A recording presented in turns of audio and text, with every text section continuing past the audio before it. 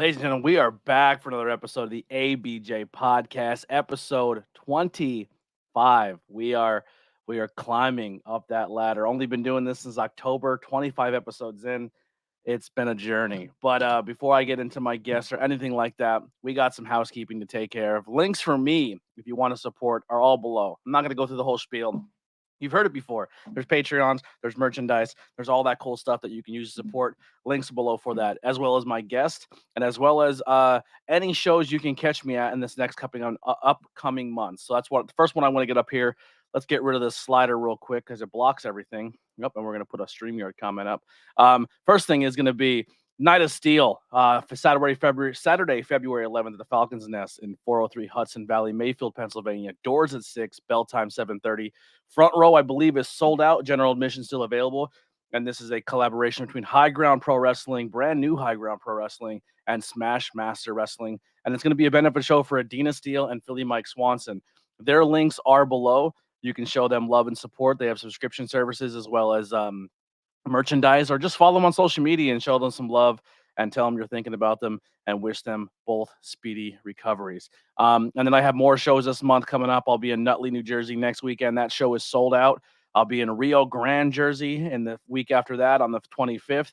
And then two big shows coming up. One's going to be in March 18th at the in Philadelphia. So if you want to head to Icons, go see the con. Great names there. Leave the con when it's done. Walk a couple blocks, doors, bell time at 4:00. Come see some great high tension wrestling, Spring Break 93. That show will be over. You can walk back 3 more blocks to Icons and catch 2 amazing wrestling shows in one day. You can't beat it. And then Smash Master Wrestling's Uncle Massey's 40th birthday will be Saturday, March 5th. I'll be at that event as well. So come out, support your local independent wrestling, and have a lot of fun, man. There's a lot of cool stuff happening on the scene, and you should definitely come and show support. But without further ado, let's bring in my guest here for this episode. You see it in the title. You've seen the photos. The dude's jacked. He's killing the game. J.S. Michaels. What's going on, brother? ABJ, the ABJ Podcast. I am honored, sir, to be on your podcast. And I hope I can add some non-wrestling flair to your podcast as well, because for a long time I haven't been a wrestler. So that's interesting all in of itself. Yeah. So you did start off in this scene as you were telling me, as a backyarder? Kind of. So I was in high school in 1997, so this might also be a first. I'm probably your oldest podcast guest. I just turned 43 last month. I turned 43. So proudly 43 years old. So you look great. I wish I was as jacked as you at 43. I'm a fat slob.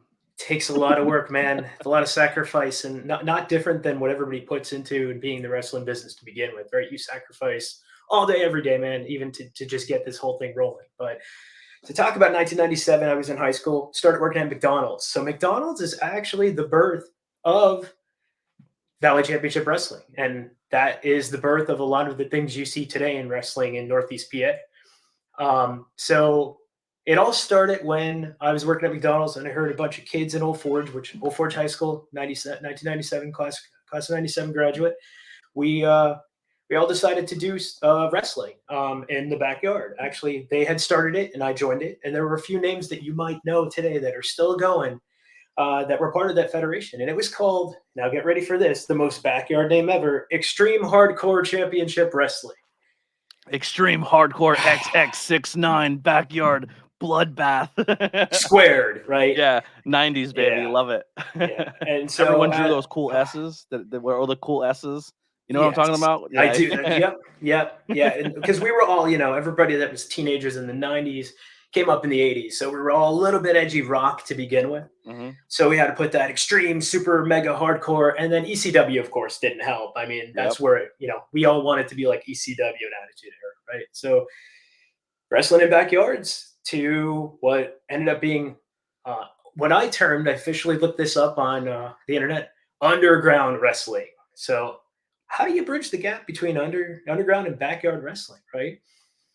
Well, we trained. EHCW was this very small group, and then we had another group from Sweet Valley called Valley Championship Wrestling, who came in and scouted our shows and essentially liked a bunch of our talent. And they're like, we put on these shows in backyard in Sweet Valley. Cool. We'll come and wrestle for you. Then we got a building. So now we couldn't. It was getting away from backyard because it literally wasn't in a backyard. We also had a little bit of training. So there was a dude named Jet Jaguar who trained. It was one of the founders of VCW in Sweet Valley. I think his sister dated this Jet Jaguar dude, and he learned all the bumps. So we started learning the bumps that way. So that's how we kind of went from backyard to underground. And I'll pause because I'm sure there's a few things you want to ask about that too. Yeah. So when you transition from backyard to a school and start learning that aspect, is there blowback? It's like, get out of here, kids. You're backyarders. You're not welcome. Or do they bring you in so they can teach you the business the proper way? Like, is there a barrier there at that point in time or in the early stages? So there wasn't a school. There was Larry, Adam, Steve, and Keith and John, who all got trained by this dude who passed down his knowledge on how to bump, how to do certain moves. And then they taught us them. And before you know it, we had our first show in 1999 Yeah. at Cafe Metropolis in Cafe Metropolis in Wilkes-Barre. And we drew pretty good. We only had 3 matches. And pop quiz, and you won't be able to answer this, but take a guess. What wrestling personality that you're very familiar with today was my first match in Valley Championship Wrestling? Wrestling personality I'm going to take that as a hint. So I do know a little bit. I believe you came up with Diamond City. They were part of that early stages, right? Eric Not and the Brad. first stage. Not the first. Not the first stage. Nope. I know Pete had some time in that area too. Pete DeLong. So Ding, is that ding. your answer, Pete? It is Pete. Yeah, Love Pete Pete. was he was a big fan of Insane Clown Posse growing up, and Yes, so yeah, he almost in got a that tattoo on his era, back. Yeah, that's right. we talked about it in the episode. He had chains and green hair, and his current wife was also his valet, Sarah. So very cool. And Pete was my first match in Valley Championship Wrestling, which then kind of exploded. Now you talk about the blowback. Oh, there was blowback a little bit from our neighbors in Hazleton, which were also known as the Wild Samoans, WXW.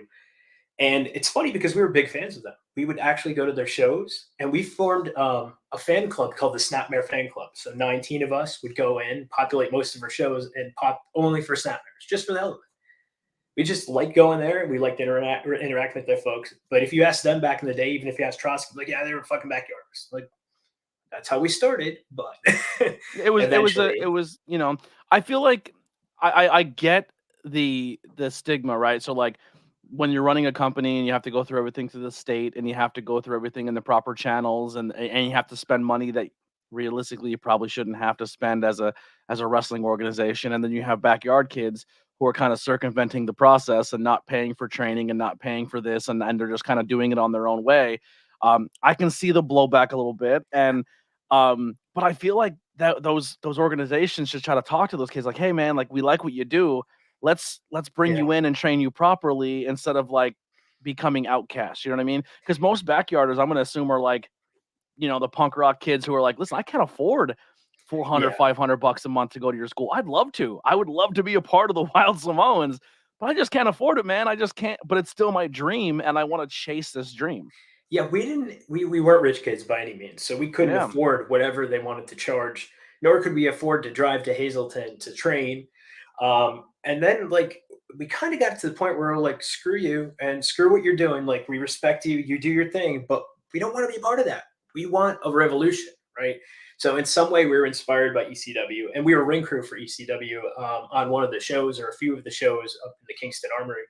And we got to go backstage, and Balls Mahoney would watch our stuff and give us pointers and tips. So we felt pretty cool about ourselves. And then we drew like 300.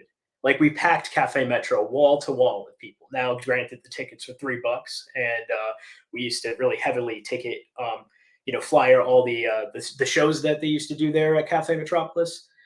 So obviously we had a good street team because it was us. We were cleaning up after the shows on Saturdays, putting together the ring, which was their stage, bringing it forward, putting on the posts on Sundays, and then having our shows once a month. And man, like, the fact that we drew that much, and then there was this other kind of event that happened. We had I think it was one of the, and I promised name drops of people nobody will even know and people that people do know today.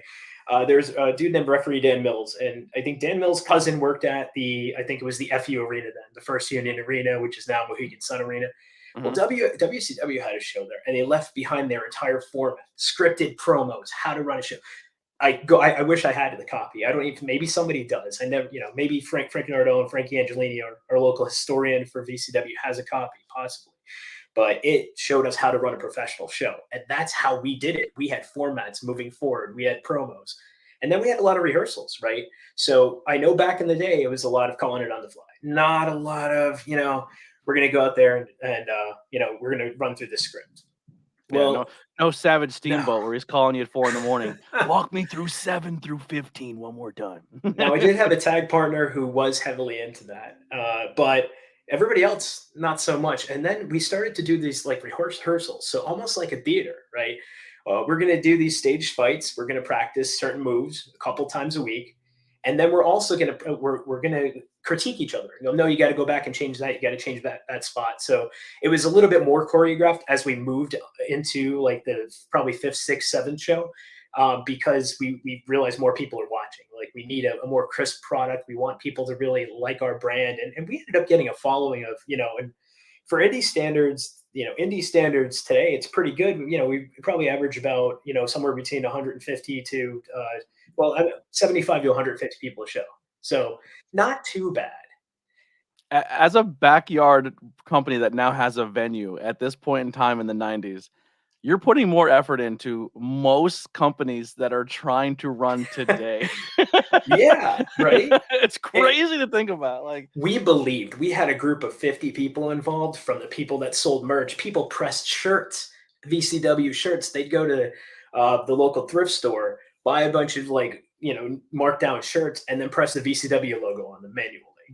We had website people. We had all kinds of folks involved. So top to bottom, we were a crazy. company, and we were a bunch of like 19, 20, 21-year-old know nothings just starting from scratch. So now we're really like, we want to make this shit succeed. This is us. And I think I carried that personality with me the rest of my life after that. And skipping ahead, that's why I'm involved with Smash Master Wrestling right now, because it's grassroots. We're going to do this a different way. We're still going to wrestle, but we're going to put on our own flair and our own touch. And so, VCW to me was it was huge, and it ended up, we actually had a VCW indie show, like an officially licensed indie show. Now, y'all heard the craziness of Rock and Rebel, and the unfortunate thing that happened with his family and him and all that stuff. We used his license. Like he somehow we politicked. We had people who were good marketing people, and he came and put on the show. Steve Corino defended the NWA title belt on that show. Wow. Against Danny Rose. Ruckus was on the show. Didn't you just have to put Rebel in a match? Didn't he have a license and a ring or something? And then he as long as you booked him, he would let you use it. Yep. And Steve Corino, he brought his own referee. So not only did you have to pay Corino, you had to pay Mike Keener too. So that was funny. We learned a lot about the business in a very short amount of time at that point. Now that's when I kind of was like, I don't like the way the actual indie business works. Like, this is weird. Like, there are people on our show that I don't know, that I don't, they're not part of our family. It was strange. But then we ended up going back into Club Home Base in Wilkes-Barre, and we ran a few more shows until some other stuff happened. Ultimately, we got shut down. We weren't following rules, so we were canceled by the powers that be in Pennsylvania. Yeah, that's usually what happens. Yes, sir. That's unfortunate, man. I had a whole talk, and I definitely want him on someday, Trotsky, about how he went through that whole system, and he's trying to change the mindset of in professional wrestling and how it's treated as a sport. You know what I mean? And I do get that, like, working PA and Jersey are two different animals, right? Like, if I know that you're gonna do a wrestling match, right, and you fall and hurt yourself at a PA show, you're probably good. I mean, we have a doctor on site. Like, that stuff is comforting. But like I watched this one match where this guy did a 450 from the top rope to the outside, missed the table completely, smacked his skull on the ground, completely broke his skull, and had to be life flighted. He still wrestles to this day. But like, I said, where did this happen? He goes, PA. I go, man, if that would have happened in Jersey, you'd have been dead. You'd have been Yeah, dead. for Like, sure. there's really nobody there to like make sure you're cool or make sure if something goes wrong, you're protected. And they go crazy in Jersey. Like they'll jump off anything you hand them.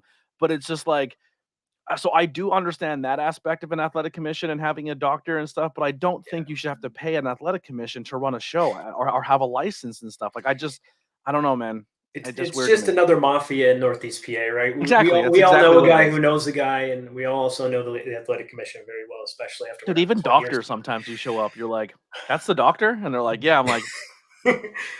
Hey, it's Dr. Paulie, Yeah. I won't say the promotion, but we were at a show and there was a spot where a kid jumped from the inside to the outside and landed on his head, neck, and back. He was fine. He got up and finished the match, but that doctor didn't even flinch. He was just like, "Wow, that was cool." And I'm like, I want to get up and go check on him.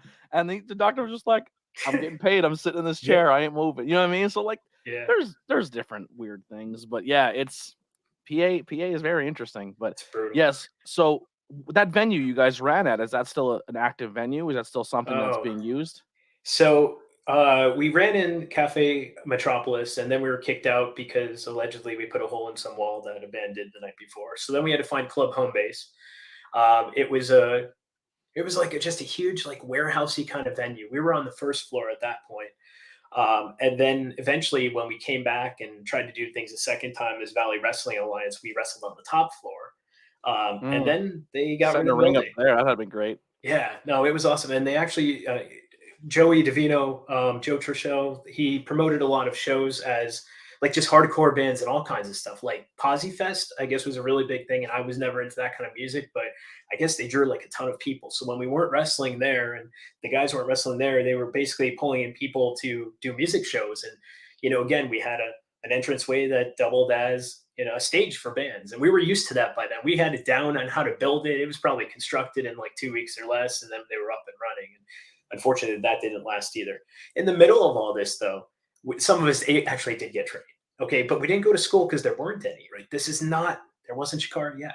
There wasn't a solid Ring of Honor training academy yet. So we somehow stumbled on Phil Stamper and Rosh. So Phil started, he The took a liking president to of us. independent wrestling. The president of independent wrestling. He was an RA or RD at Misericordia University in Dallas, Pennsylvania, out past Wilkes-Barre. And he took a liking to us and he started to teach us stuff. He took us to this little, I don't even know what to call it, in Allentown on Chew Street. In Allentown. It was right after the Fullerton Ave exit, and we used to love it because it was really close to the Sandman's real name, James Fullington. We're like, Fullerton, this is meant to be, right? So a couple of us would go a couple times a week, and we get trained by Phil. He would take us through the paces and learn, here's how you really do bumps, and here's how you call spots. And then we also had actually Trotsky come out a couple times and help us too, right? And he put us through the really like, nope, get up, do it again. Nope, get up, do it again. Like the tough love that came with Trotsky and WXW training, which was awesome. And we needed that a little bit because we kind of needed that chip knocked off our shoulders, right? So a couple sore necks, a couple sore heads. We were sore. We barely, I remember like driving off the road a million times trying to drive home from Allentown to Old Forge in Joey's car. It would be 4 or 5 of us. We're barely awake. And then this is where everything gets weird. And there are a lot of synchronicities in my stories, even today. And even when I left pro wrestling, I never left pro wrestling because of these things. But there was this other guy who came in who I think it was Phil Stamper hooked this up. And his name was Lightning Mike Quackenbush, right? So there was no Chikara yet.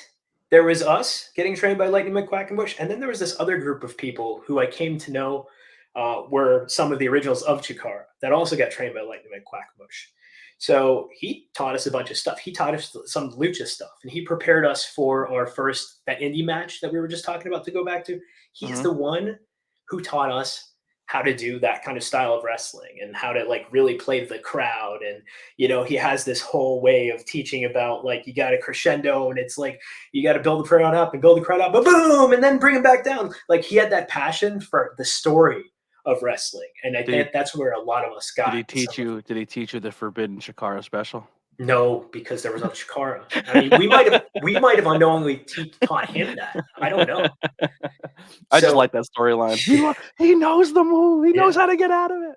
and I like to say that maybe we kind of made him want to be a wrestling trainer. Maybe we had some influence on that. I didn't read his book, but he might like make a half a sentence mention. I'm only half kidding here. Maybe he did, maybe he didn't. I don't know. Maybe we had It's some influence. Dude, if you look at the Northeast scene, right, and you look at like the people who came out of here and the people who worked here and like places like WXW and Shikara and the Sanctuary and all these places, there's moments where they take themselves seriously, but then also you look a lot of the talent and you look at the ones who are like our bright spots as talent, and they're also the ones who don't take themselves super seriously and Yeah, they can do the corny stuff and the entertaining stuff and they're the ones who last the test of time because yeah, they're not always jumping off high things and breaking their bodies and doing crazy things, but they can have a funny squash match or they can have a funny bit or skit or develop a character that's going to help them stay relevant for a while. And that's kind of the wrestling that like whether people want to like it or not. And I know the old heads of the world, like the Cornettes, say they hate it, but you know what I mean. Like,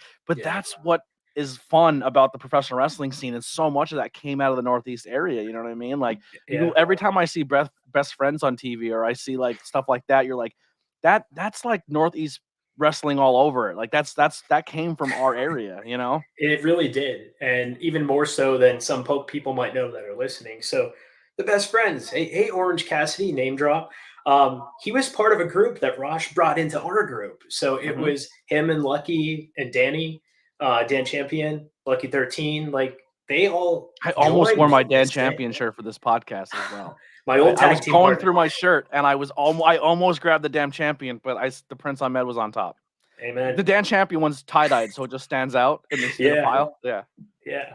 I'm glad to he's see such a that. sweetheart, such a sweetheart Yeah, guy. and they're all great guys, right? And that was the thing. It was like in a good indie fed right now, you have to have a good locker room. And we had a good locker room for the most part. There was some politics that happened. Of course, not everybody in a group of 50 to 75 people is going to like each other. That's just not going to happen. So you can't, Mhm. just not going to happen. But for the most part, everybody got along. And it was just really cool after the fact to see these, to see Orange Cassidy on TV, to see the former New Jersey Independent All Star, the former JC Ryder, right? It was amazing. And, I'm gonna go on a limb here and tell the world this, and maybe I shouldn't because I don't know, somebody will hate me or whatever. But I have nothing to lose. I'm 43 and I'm here in this for whatever. If you go and do a YouTube search for NAW backyard, you may find some gems in there when it comes to some of the current wrestling talent here and from New Jersey. So just saying. So I don't, where would they search this? So YouTube, you want to look Okay, for NAW. NAW. NAW. Yeah. So you'll find some interesting things if you dig for a little bit. But we originally, me and a few folks drove up to NAW. Actually, Rosh told us that this was an indie fed that we were working with. And it was more backyard than what we were doing at the time. So we were just kind of like, screw it, we'll do it anyway. I mean, we were in Grandma's backyard. There were, 7 fans. But we had fun and we really liked everybody there. And so we brought them aboard. And yes, and Eric Pinhat says we are still family today. We're all family. All these people I'm talking about, like we're still connected, and that's the cool part. Yeah. So in case you want to know what happened after that, stuff got shut down. I started to go do indies. Now Rosh hooked me up with he had this teen icons concept. Like you guys are gonna be, like Beverly Hills 90210 meets wrestling. And so it was me and Showtime Sean Sheridan. Um, and we got thrown right into it. So imagine doing this undergroundy stuff, and then now you're being shipped off to Jersey, wrestling some guy that looks like The Rock, and he thinks, nice guy. Ralph Soto was his name. I can't even find it. By the way, internet back then sucked. I can't find a record of this card anywhere. And then shipped off to Jersey Championship Wrestling and Jersey All Pro Wrestling. So back then, those were the big bigs. And I know JCW became GCW and all that stuff, but like to be on cards, to be that close to almost being on cards with Brian Danielson and with CM Punk, because I was about a month away from that when I quit. Oh, And now I look back and go, what was I thinking? there's a match of Trotsky wrestling Daniel Bryant, Yes, and he yes, and that clotheslines the shit out of him. yeah, and that was around the same time, right around the Young Lions Cup. I would have been in or on the Young Lions Cup Oh, card. Yeah. And by the way, I just want to do another plug for the ABJ podcast. oh, This there it your is. official There's the ABJ podcast water bottle. Get I it have at somewhere.com. yeah, I have one of these for you as well next show. Yes. Yeah. Beautiful. So yeah, it was a wild ride. And after all that indie stuff happened, I hated indie because again, it wasn't my family and it wasn't our thing that we were creating anymore. It was somebody else's stuff. There was sometimes no reason people were fighting people. And I was like, I'm done. I have no money. I can't keep traveling out. I need to do something different with my life. And there were a few reincarnations after that of the whole Valley scene. Didn't last long. Rich Howe ran a couple different federations. We were trying to figure out what they were all called, but he brought back a Valley Championship Wrestling at some point. He brought back Pride of Wrestling, Anthracite Wrestling. They had Brody Lee on one of their shows, which was pretty massive, right? It was just crazy times, and then stepping away from wrestling for the longest time was interesting. It was a complete life change. So once you stepped away, what did you start doing? I dove in headfirst into my degree. So I went to college at ESU. So in between VCW dying and then some of this other stuff, the comebacks trying to happen, I went to ESU for computer programming, basically. And I had taken a couple years of that already at Penn State and then University of Scranton. But I was so into wrestling, I did so shitty at the University of Scranton. I think I had a scholarship and I almost lost it. I did so bad. I didn't care. I'm like, that's not what I want to do. I want to make VCW succeed. So eventually I went back to school. I became the party guy. I was vice president of my fraternity. I met some of my best friends that I have today that aren't in wrestling whatsoever. And I partied and got a degree. And then I got to the point where they wanted me to graduate. And I'm like, oh, hell no. I don't want to graduate. I like being here. I'm finally coming out of my shell. Very shy kid. You're Van Wilder. Yes. I'm gonna be a 15-year kid from. Amen. And so I graduated the cybersecurity degree because I wanted to stay one more semester. They're like, take a couple classes, you'll get a whole different degree. And I'm like, great, because I don't want to program the rest of my life. That's torture. Chain me to a keyboard for 2 days straight, and then I'm like trying to make a dog hop on a screen or something. I'm like, no, that's definitely not for me. So cybersecurity degree. Come back to Northeast PA, get a couple jobs. I did cybersecurity for a warehouse, manufacturing company in Moosic, Pennsylvania. And then I got an interview with a life insurance company in the Lehigh Valley. So there I am. There goes my career. Everything became cybersecurity. So I worked my way up from entry level dude all the way to now I'm a head of cybersecurity assurance, which is a hacker team. So that's the last almost 15 years of my life. Wow. With no wrestling. Now, do you still watch the product? Do you still follow the indie scene, to see what people are doing, or did you completely wipe your mind from all wrestling altogether? So when I went to school, my whole thing became my fraternity. So I jacked out of everything. I didn't see the era that came after the Attitude Era in WWE. I don't know what happened. Ruthless aggression. Ruthless aggression. Yeah, I didn't watch that. ECW came back and died, and through WWE branding. So didn't watch that. I didn't watch any wrestling then. And I heard about things going on. I heard about Chikara. I heard about one of the other founders of Extreme Hardcore Championship Wrestling, Drew, Matt Turner.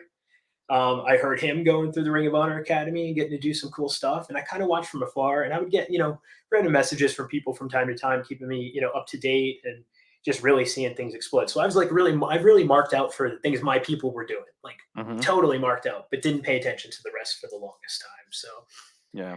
And then I would a little bit, I almost get pulled in. I'd get messages from Danny, I didn't get into it much, but Dan and I were tagged. We're also the teen icons after me and Sean Sheridan had split up.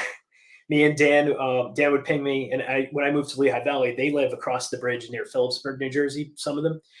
So it would be hey, come out with us. And it turns out it was Dan's birthday. He was out with, obviously Orange Cassidy, Eddie Kingston, Chuck Taylor. And I'm like, I had no idea who these guys were at that time. And if I did, I would have gone. And I'm like, shit, there were times when they're pinging me, hey, come train over at Jakarta. Nah, I'm done with wrestling, guys. I have a fiance now, I'm Yeah, trying to do you this would have walked. You would have cybersecurity. walked in the door, and like all those names, and Claudio would have been there, and Brody, and I would oh have my lost my goodness, mind. Well, yeah. maybe I wouldn't have because I wouldn't have known who they were. Dude, we just so we're when we right before well actually it was on this channel. Well, every now and then we go back and review like an old show, and I'm from like the northeast area where it's more of a like the school county side. So the other side of the mountain from us is like Pottsville. So I'm in the so Pottsville's kind of like my hangout spot. And there was Goodfellas Club, and they ran a Chikara show, and we watched the show that happened literally 15, 20 minutes from my house that I didn't know existed at the time. And then you go back and you watch, you're like, holy shit, dude! Like all these people who are now on my TV wrestled in a building that's 20 minutes from my house, and I never knew it existed. Like that's what I'm telling people now. Like enjoy your independent wrestling scene because you never know. You never Yeah, know. it's crazy. Like I never realized, like, name drop again. Like I was going back and trying to figure out all my matches, and I was like, oh, we used to wrestle for this federation called GBW out near Hanover, not Hanover near Wilkes-Barre, but Hanover near, like past Harrisburg. I'm like, Apollo Crews was on this show. John Moxley was on this other show. I'm like, holy shit! Like, who would have Yeah. thought? It's crazy. You never know. Did you ever hang out with because with Dan Champion, did you ever hang out with Ultra Manus? No, no, No, that guy's awesome. I I love haven't. Ultra Manus Black. My coolest hangout was the Iron Sheik. I know that show I mentioned where I wrestled the guy that looked like The Rock. Iron Sheik was there with the 6 pack of Budweiser and weed, sitting Love that. outside the door and just like smoking and telling stories. The You main event smoke my happened. way to Hulk Yeah, Hogan. yeah, it was. Yeah, I mean, I'll break your surreal, Yeah. surreal. But that's the thing. You don't know who you're standing next to, across the ring from, in the locker room next to, just bullshitting with backstage for the couple hours it takes to get to the show when you're not My wrestling. craziest wrestling moment is we're at Hamburg for the Legends of Icons festival, and we get there early, and I'm nervous because it's like I'm still early into like having like I think it's my first con that I'm ever a part of, and right before the show for my anxiety, I go and I take a couple whacks, we'll say, and I go in. I'm like, all right, I'm chill, I'm calm, and I'm sitting there, and we're setting up our table, and I get a pat in the butt, like someone pats me on the butt, and they're like, "What's up, baby? How you doing?" And I go, "My turn, Jimmy Hart, just Jimmy Hart." And he just stops and has a full Yeah. conversation with me, like we've been best friends for 15 years. And Yeah. then he walks away, and I look at my friend Brian. I'm like, did that just happen? Yeah. Did Jimmy Hart just stop? Like those moments, like you try to be like, I'm in the business now, but then you meet like someone you watch since you're a kid, and you're like, that's crazy. Like it's just I don't know, it's neat. It's a fun business, man.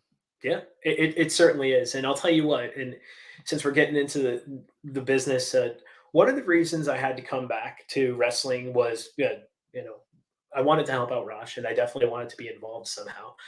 Cybersecurity could take a lot out of you from a mental health perspective. All you're doing is solving difficult problems all day, trying to figure out ways to do things with very little people, because those bad actors, the attackers that hack stuff, they have so much money and time. They have their own corporations. Meanwhile, you have your little rinky-dink team that's just coming up trying to learn cybersecurity and on the fly to defend all this stuff, and it takes everything out of you. So I got to a point from a mental health perspective where I couldn't get out of the matrix ever. So I'm like, I need to slowly distance myself from this and do something different. And the second thing that kind of brought me back into it all, and again, all of those things we've talked about, super, super exciting, but it's this. What the hell is that, John? Right? COVID. So I got COVID over 2 years ago. And when I did, it wiped out my smell and taste. And then a few months later, it distorted my smell and taste, and it's never come back. So What? I have to smell these essential oil sticks multiple times a day. This is what I wear when I eat. So if you see me, this is why I don't eat in public usually, because I look like a clown. And I know I shouldn't beat myself up like that. I get it, but Yeah. it's really hard. So I've got this like weird disability that disconnects me from people more. So now as I'm reclaiming my life from cybersecurity, I can't be a normal person again. And wrestling gives me a way to kind of be normal, to connect with people, and it not have to be excluding myself in a corner to eat or just make me feel weird. Like, and the wrestling locker rooms are so accepting. They don't care who you are, what background you're from. a lot of the folks you meet are just like, yeah, we're in this together. We're all just a bunch of little kids inside, and we're just gonna have Mhm. fun, dude. And like to be able to come back into that and survive, corporate America for 15 years, survive, be able to shift from focusing on my disability and what I can't have to focusing on the present has been so therapeutic for me, like just insanely therapeutic. We have a little bit of common ground here. So I also have a disability. My body doesn't produce collagen, so I have that's called EDS, Ehlers-Danlos syndrome. So I'm extremely hypermobile, have hypermobility, and I dislocate, and I have really bad arthritis and joint pain and all that stuff. Real, and I was diagnosed at 13, and all I knew growing up was sports and athletes and wrestling and basketball and soccer. And as I got older, it just I just it started fading away. So podcasting essentially led to me getting away from using my body and using my mind and my voice, and that led me to professional wrestling. But wrestling, once again, is an avenue where I was obsessed with as a kid, and I would love to get in there and do things, but I can't. But because it's so accepting, and there's so many roles you can do within the professional wrestling world, I can sit at commentary, I can sit and ring a bell, I can be backstage and interview somebody, I can sit on a podcast and talk to talent, which I agree with you, man. Like, and especially this 570 Northeast wrestling family, man. Like I'm fortunate within a year and a half, I've got to travel 3 different states and work for probably 6 or 7 to 8 different companies. But man, there's something about this area where like where I know an Eric and a Brad are going to be there, or a Pete, or a Rush, or an Alex Watt, or a Kit Raff, or an AJ Evers, or and I can go on and on and on and on. If I know they're in the locker room, that's like going to a family reunion you wanna be at, you know what I mean? Like, and it's Yeah. so welcoming because everyone loves you and everyone wants you to be there, and it's more than just like, the fans out in the crowd are there for a wrestling show, but we're also there to entertain, but, like, we feel like a team going out and doing it, and that's just an environment it's hard to replicate in different wrestling companies and different locker rooms.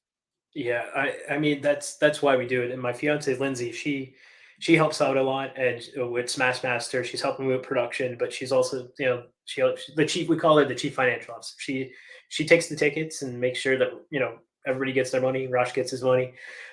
She's kind of like did not realize what this was like behind the scenes, and nobody does. And it's easy to get addicted to when you realize you're entering a Mhm. family like with no pretenses, whether you have 85 years of experience, you come from the backyard, you're trained, you're not trained, you're just learning. Everybody's trying to be something and just have fun. And it's really supportive. And I saw that immediately what backstage at Smash Master. Like the culture, I mentioned culture, it's insane. It's insane. No, we can't afford to pay Orange Cassidy to come in, and wrestle, or we can't bring on folks like PPW do. We just don't have that, or PPW, or even at what Alpha Juniors do now. They have connections that we don't have. They have money we don't have. You know, so what's really really critical is that we have the passion together, and everybody in the back wants this to succeed, and just that got infectious too. And I'm like, yes, Rosh, I will help you out every single way I can. I want to help everybody out. um, and it's just I amazing. will say this from a standpoint, and it might get me heat, it might not, but I've worked for those companies, and I've been backstage at those companies, and they're great, and I loved the opportunities they gave me. Oh, he just got disconnected for a second. Your microphone or your camera just shut up. Let's see. Can you hear me? Hold on, we'll remove him until it pops back on. Um, I'm not sure if you can hear me, so I'll hold my thought. But guys, real quick while I'm killing time here till he pops back on. Yeah, dude, check the links below. Make sure you support myself as well as my guest. We have a lot of cool things. I know I'll just kind of go to the chat here real quick. So if you are listening to the audio, this isn't also a live stream podcast. Hard and Soft Wrestling Podcast said, how do you go live with YouTube on guests? I use a program called StreamYard. If you need help with anything, man, hit me up and I'll help you walk through how to sign up for this and do it. Can you hear me? I see you on screen, but I can't see or hear you. You might have to close it out and come back in. Um, do we watch I watch NXT, and actually later on tonight I will be doing a live watch along of NXT. So if you come back to this channel, if you like and subscribe, you can check this out. If you are watching this live via Facebook or via Twitch or Twitter. It's on all those links, so you can check them out. We are currently at 225 subscribers on the quest to 1K, so definitely those would really help out. I think he's back. Am I back? Yes, we hear you now. Woohoo! What The good happened? guys win. There's cybersecurity. They're trying to take down the ABJ podcast. Yeah, I must be giving away like secrets or something. They're monitoring me, man. Yeah. Yeah, but what I was gonna say before, and this is no hate to any of those companies. I appreciate all the support and love they've given me when I was backstage and stuff I do for those companies. But sometimes those companies, guys, just are there for their check, and that's clear and apparent. And if they don't get the check, they don't come back. And there's nothing wrong with that either, because Yeah. sometimes getting paid and coming to work for a promotion is one thing, but I've also worked at promotions where everybody walks in with the same thing everybody walks out with the same thing they walked in with, but it's just a general passion of making art with your friends and being part of a locker room and being like, "Hey, we enjoy this profession and we love this business, but we also have the same common interest of making where we are right now bigger than what it is." So it's one thing to come in and take a paycheck to work for a company, but it's also another thing to walk into a company and be like, "I'm working for this company to try to make this company something bigger." You know what I Yeah. mean? Yeah. And honestly, that's how your ECWs have rose. That's how your GCWs have rose. That's how your CZWs have rose and your Chikaras, because everyone who was part of that locker room was a part of that locker room, and they took pride in that locker room, and they made that locker room something bigger than it was. And it wasn't someone just walking in the door, "Hey, can I get my envelope? I'm going to go do a match and I'm out of here." And Yeah. that's the difference. That's the clear difference between a lot of locker rooms. Yeah. And I always thought, like, what advice would I give younger folks looking to get into it? Don't do it for the money. Don't think there's ever going to be money there. I think the most I've ever gotten paid was like $10. Like that's back, 2002. That was a lot. First time I got paid, I was like, "Are you sure?" Yeah, Like, got are you got kidding a whole me? 10, got a whole shiny nickel. It was great. Yeah, So here's what I want to do with the podcast. I think if I mention things, you can hashtag them, right? So if I say Joe Rogan, you can do hashtag Joe Rogan, I think so. Yeah, maybe I have to go hashtag back and like ready. do all that. Yeah. Orange Cassidy, AEW, WWE, right? What else do we have to say? COVID. We talked about my disability as a result of COVID. You can hashtag COVID. So are you slowly getting any of that back, or what is that like? How does that come about? So it's just different distortions. So nothing tastes normal, period. Not a thing. Like coffee and poop have the same smell to me. And it doesn't smell like coffee or poop. Okay. So imagine that, but everything, like anything you're about to That's eat. actually a benefit for being at wrestling shows, because sometimes I almost got heel commentary, because sometimes those stinking fans now or people don't wash their gear. You're Yeah. immune. Well, You you should make don't it your know, character. Your right? character can't. You have a wrestling character who can't smell, so they put you against like Dirtbag Dan, and you're immune to Dirtbag Dan because you can't smell him. Don't give Rosh any ideas for the next Christmas show, okay? Because I have enough gimmicks. I don't need another. But Yeah, yeah, I mean, to go back to the wrestling such a community. If you could be involved, get involved. That's yeah. one thing I always say. And for all those fans out there, people watching this podcast going, "Well, I'm not a wrestling fan." Yeah, but do you watch action movies? Do you like Broadway? It's all of that stuff, but live. Are you looking for a group of friends because you don't have a friend? Any of these Honestly, it could be things, that easy. Can you make graphics? Can you help make graphics on a poster? Can you hold a camera?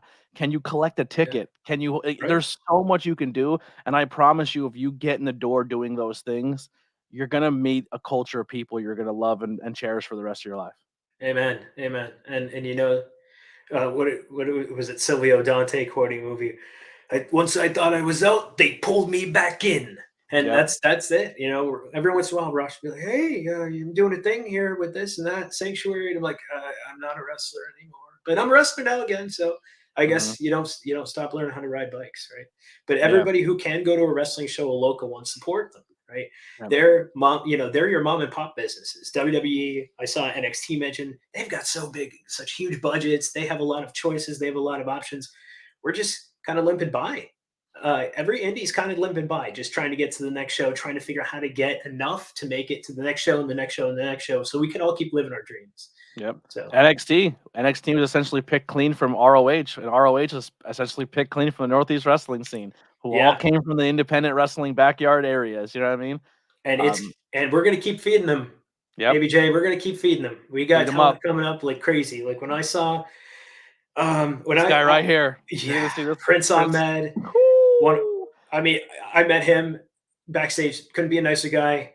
wild man in the ring, just completely innovative. Does I remember it might have been on your podcast that I heard like he just invented a move out of nowhere on the fly. Yeah. Like, yes, that stuff is what I'm here for. Yeah. Those artists, right? MIT met backstage, really good dude. Special. He's a dad, he's a firefighter, and he's a wild man in the ring. Like this is the guy. If you want to watch anybody coming up, one of the talent, I shouldn't say guy because there's a lot of girls that are coming up and that are currently in Northeast PA wrestling that are going to be something big someday. But MIT, he's going to be something big. Keep your eye out. I'm excited for him versus Kit. That's gonna be oh boy. a really good match. Smash Master 40th birthday party. MIT versus Kit. MIT just put on a really good match recently too with that no good, dirty, rotten scumbag Ricky Price. Hate that kid. Another local talent. I wasn't wearing his shirt last podcast. It was a glitch. He hacked into my camera and put it on. And I was wearing something completely different. That's amazing. Hey, Ricky Price, we're looking for some good hackers for hire. So hit up my DMs. But yeah, so and you also yourself have you're a little bit of a content creator yourself as well now as I don't know what I'm trying to say. I don't know, freaking stroke talking. You're a content creator, correct? Kind of, yeah. I mean, this goes back to when Brad DeMeo, Bruno Serafini, Seraph, all of his gimmicks that he's gone through over the time. He actually had this kind of Taz version of his character.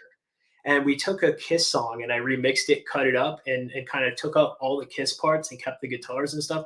So I was able to kind of just hack together stuff. I'm a DIY guy, so I don't have the attention span of a fly. If you say watch a YouTube video on how to do something, I'm done in 3 seconds. I can't do it. Mm-hmm. So figured out how to do that myself. I'm figuring out how to use the YouTube or the Instagram reels and stuff now just to get content out there. And I like being in front of the camera. I've had a camera since I was like 10 years old. My grandmother bought me a camera and I've always been in front of the camera. So I'm like, I'm going to do some stuff and I don't know if anybody watches or doesn't. And frankly, it's, no offense to everybody that watches. Thank you, but I don't care. I do it for me. I do it for me for fun. I'm in that same boat. I mean, I definitely want to strive and make this something, but I also said like I want to make this community so I can then take my community and feed it into something else.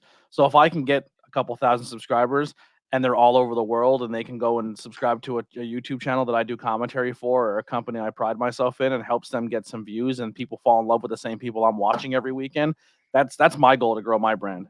That's awesome. I'm glad you have goals. I don't know what that's like, man. I just wing it. I have goals, but I wing it while I get there. Yeah, I'm definitely like even the wrestling business. When someone first came to me like, "Hey, can you do this?" and I was like, "Yeah, man, I've done it all the time." And then I do it, and they're like, "Yo, man, how long have you been doing it?" Oh, that was my second time ever trying that. I'm like, what? They're like, why did you tell us? I'm like, because you wouldn't have let me do it if I told you it was my first time. Yeah. Even though now in the wrestling business they definitely would have because they didn't have anybody else for that spot, but. But yeah, so where can people like what type of content do you make? Like what do you do? So right now it's just kind of promotional stuff for JS Michaels. So right now it's kind of like promos, a little bit of like just quick. Here's what JS Michaels is thinking about this upcoming match. Not that I have a bunch of matches. I have an open calendar and I'm not looking to fill it. That's what I always say. Yeah. I don't mind wrestling, but I'm not going to wrestle full time. I'm old and at some point I might get hurt, even though I, keep in shape and stuff. I don't, got to pay the bills first and foremost. So, but I like just to put together stupid stuff, stupid shit. Like JS Michaels is an idiot. He is probably a modern combination of List of Jericho, Seth Rollins, probably with a little bit of LA Knight mixed in, a little bit of Dolph Ziggler. Like he's just a dumbass, and that's all he's supposed to be. And that's okay. And he's going to have fun. But then, I said, I'm going to create another character. I'm going to do, something that's near and dear to my heart since I was, I don't know, probably 10 years old or so. I had a cousin named Jody, and she was into the hair bands well into the 90s when they weren't around anymore. And they were kind of like hair metal. Love it. Yeah. So she actually is a good friend of Bret Michaels from Poison, which I came to find out. And I was so fucking happy when I found that. I'm like, I can't believe it. But I spent summers with her and really love the hair band. So that's part of me. Just like JS Michaels is part of me. It's not a character. It's part of me. Well, Johnny Rocket is this new concept I'm working on. I got this ridiculous hairband wig and I do this like really bad English accent. And I am, Johnny Rocket, right? I want to wrestle as a face as Johnny Rocket, right? So I want to Vinny Glamrock might need a partner. That's what I was thinking. VLG and Johnny Rocket. But I think that stuff is fun, just being able to play a character. Because like even at work, there's so many rules as to how you can behave in a corporate environment. And the I company I suck at work those rules. for, yeah, there's not as many rules nowadays. Like you can be yourself, you just have those corporate confines. This is my art. I can do whatever the hell I want, right? If I want to create another character on top of that, I can do that. It doesn't matter. There's nobody to tell me I can't. Bro, if you know how every trend and style comes back, and right now we're kind of in that like the '90s, early 2000s are coming Yes. back, like, and everyone's into that. Like, I want to get skinny again, right? I still kind of wear skinny jeans a little bit. I can't get rid of them. But like, if like guyliner starts coming back, and I can make my long hair '80s style, and I can, you know, what I mean, like, I would 100% revert back to a hair metal guy. And I never even lived in that era. I just love that look. Like, Yeah. Steel Panther and Motley Crue and like all those bands that came, like the hair metal bands. I love them, Yeah. love them. Van Halen, like all that stuff. I'm into it.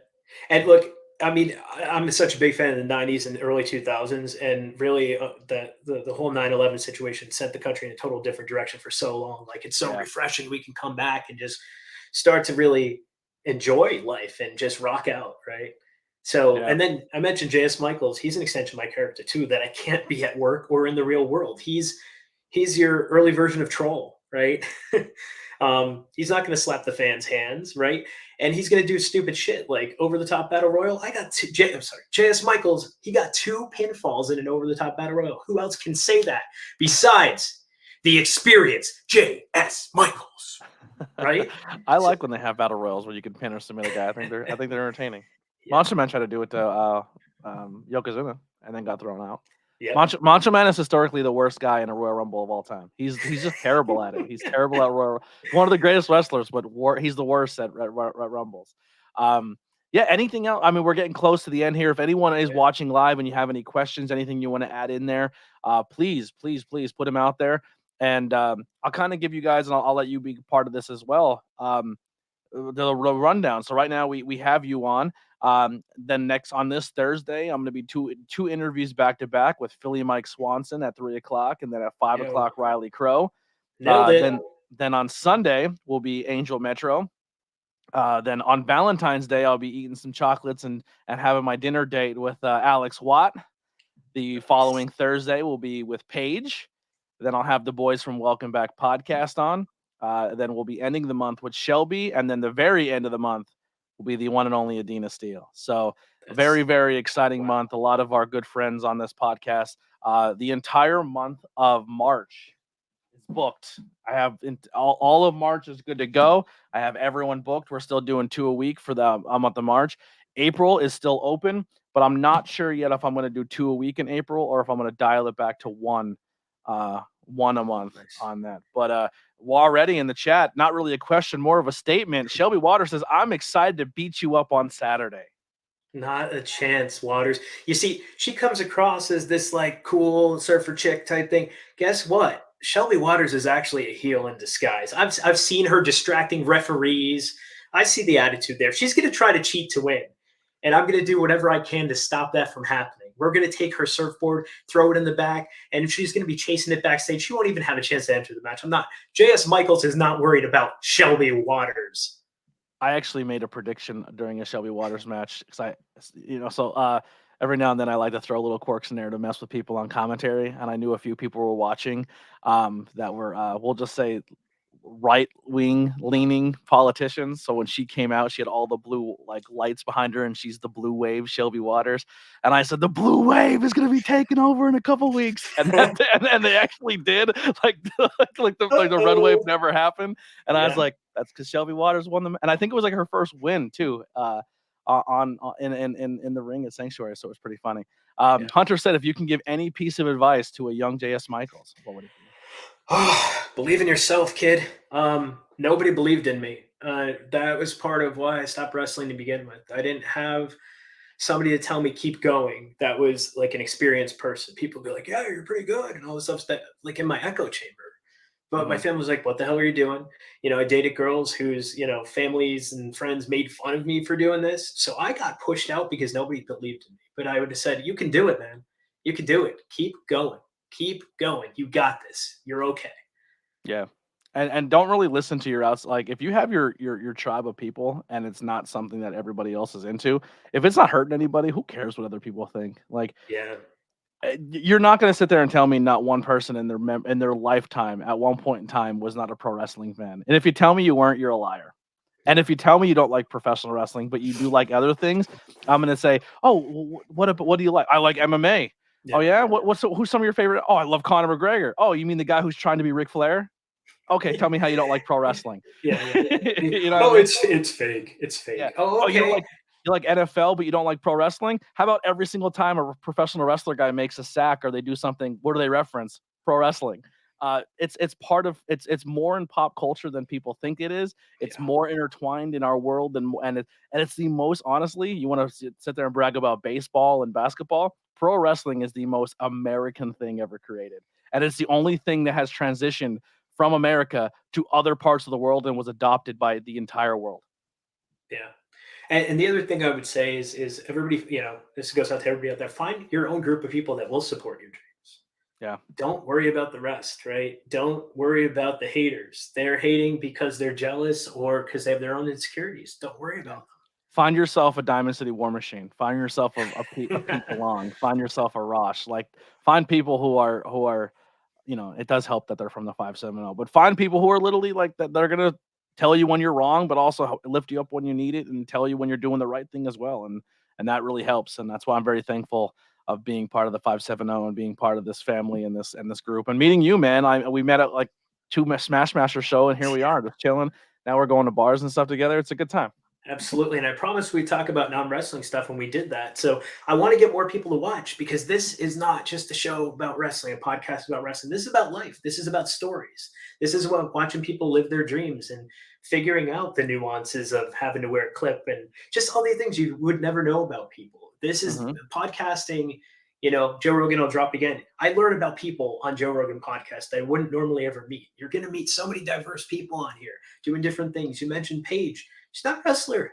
Paige is a phenomenal photographer, right? But you have so much to learn about her journey. Please tune in, watch. Don't just, some of you might have joined because, oh, look, it's John, right? I know him from this, and that. Watch them all, listen to them all, like, follow, subscribe. I know I sound like a commercial, but do it. I mean, you need to learn about people that aren't like yourselves. Open up your Yeah. mind there. My first interview was an independent horror, like he is a guy from our area who made his own independent horror movie that was banned all over the world because of Yeah. the gratuitous violence that was in it. I interviewed a guy who tours all over the world as a drummer in a band. Like I'm down to interview anybody. I have had some people hit me up in the links. It's just I'm so intertwined in the wrestling community. That's where a lot of my guests come Yeah. from, and we do intertwine the wrestling. But like you said, it's people. It's storytelling. It's learning about people in general. Actually, you know what? While you're here, we do have a couple minutes. Do you want a little sneak peek of March? Let's hear it. All right, so March, first episode, Boom Harden. Right now, he's in a tag team with Deshaun Pratt, which is another person I want to get on this podcast so bad. I love Deshaun. Then it's going to be someone we talked about on this episode. MIT will be on the podcast in March. Then we'll be having the one and only, the most entertaining, dirty scumbag in the professional wrestling world, Tommy Vex, will be on the podcast. Jaden Steele, Mike Skyros. Then we have back to back, not together but separate. Probably the who I would say who the people who have taken me under their wing so much in this independent professional wrestling world. Eric Pinhat on the 21st, and then Brad DeMeo on the 23rd. Nathaniel Cunningham on the 28th, and then I'm ending the month. I'm ending this month, ending it with the Queen Adina, but now I'm ending March with another queen, and that's Mary Beth. That is awesome, and it's an awesome lineup, and you're getting a good mix of talent from all over the place. You get some Smash Master folks, but also folks that are up and coming from different areas to really tell Yeah. their stories. So, and what you're going to do, folks, listeners, you're going to fall in love with some of these people, and then you're going to want to go to wrestling shows because you want to see what that's all about. Like I just met the person. What is the wrestler like? What do they do in the ring? What do they Yeah. dress like? So, And the very thing cool is stuff. that you're not going to experience at the shows that we go to that you wouldn't at some of the other ones is these wrestlers come out from the back and they will come talk to you, the kids, and they will interact and they will be part of it. And even if they don't have merch to sell, they still come out and say hi to everybody. You know what I mean? Like it's not like the WWE when you sit in your seat, you watch them come to the ring, they go to the back, and you never see them ever again. It's a very personable experience, and you're going to have a blast. and just support independent wrestling wherever you are. Just search the show that's coming up, and I guarantee you'll go. And it's not like it was, and I'm not trying to throw shade, but it's not like it was back in the day where people were still kind of figuring things out. These people who are going through the training and doing everything they're doing now are on a completely different level of professional wrestling, and they're so entertaining and they're athletic, and it's such a good mix of the old school meeting with the new school. And that's what you're going to get at this Northeast style, where you're going to get these old school guys working with the new school guys, and they put together these beautiful works of art. And it's the best way I can describe it. But JS, thank you so much again for coming on the podcast. I appreciate you, my guy. I cannot wait to see you on this weekend at the show. And if you are in the area, please come out once again to the A Night of Steel event in Mayfield, Pennsylvania. Once again, I'll put it up. Hudson Street in Mayfield, Pennsylvania. Doors open at 6, bell time 7:30. Come out and support Adina Steele, Mike Swanson. Come see a bunch of great matches. You're going to see a lot of really upcoming talent going to be colliding with some veterans of the world, and that's going to be the best way to see the show, is come out and see it live. I'll be on commentary as well as my buddy BP Burke, and it's going to be a blast. Anything in closing, bud? Anything else you want to plug or get out there? Just want to say, like, follow, subscribe. Any indie talent, wrestling talent that wants advice, again, you know my story now, so I'm going to have a certain viewpoint. Happy to help. Happy to help. Fitness, nutrition, character. I love character building. Happy to help there. And then, again, come out this Saturday. So the Adina Steele Philly Mike benefit show. I will be wrestling. JS Michaels will be wrestling what he considers 6 snowflakes. So if you add all their ages up, it's probably not as old as me, but hopefully I'm not going to come out, wheeling my way in a walker. But that said, come out to the show. There's so many matches with so much different talent, up and coming, old school. And also, like, follow, subscribe. I keep saying it, I know, but come on, do it for me right now, or I'm not leaving this podcast. Like, follow, subscribe. Like, follow, subscribe. Ross says he wants the 90210 theme again. Oh, what are you going to book me for? You want me to be a teen icon again? You can't call me a teen anymore, Rashi. I'm a little bit old for that, but I'll try. Anyway, ABJ, thank you so much. Best of luck with your podcast. Hopefully I'll come back sometime in the future talking about some other random bag of stuff. Doors always open, brother. It's always open, brother. I haven't booked my first return guest yet, but I'm sure they'll start coming soon. Yeah, at least before I'm 60. That would be great. So, that's only 10 years from now or whatever. But all good, ABJ. An old icon. Hey, I'm probably better at things get finer with age, right? I'm probably better today than I was 20 years ago. I don't know how, but I'm sure it's true. If you are watching on Facebook or Twitch, please click this link here. This will take you, I don't watch it not go up on Facebook. This will take you to the YouTube channel so you can subscribe and hit those likes. It helps out so much. Once again, I know I sound like a repeating record, but like, for a while there, I had 5 podcasts on one Patreon, and then the Patreon kind of dissipated because I ended those 5 podcasts. Some people still stuck around and supported, but a lot of that helped pay for StreamYard and Adobe and gas to shows and everything. But Facebook doesn't cost you anything. Go follow my page on Facebook, like, share, all that stuff that goes on Facebook. I'm already up to $70 for the month because Facebook monetized me, and I'm getting paid for people commenting and liking, and it costs you $0. So I really want to appreciate everybody on the Facebook side who have been showing love and getting the name out there and sharing the page and having other people like it and supporting it, because you're paying me and you don't even realize you're doing it, and it means the world. And like I said, it costs you nothing. So supporting people or supporting social media brands and pages goes a lot further than you think it does by hitting like and sharing. I know it sounds repetitive, but it does truly help. So thank you once again, JS Michaels, everyone who tuned in today. We had some heart care reactions from Ryan, loves from Harris and Lindsay and Pat, and thumbs ups from Alan, Amber, and Lance. Thank you guys all so much. We'll see you guys next time. Here's some music from Billy Trey, but make sure, like I said, you check the links below to see how you can support the independent wrestling scene as well as myself and my guest. We'll see you next time.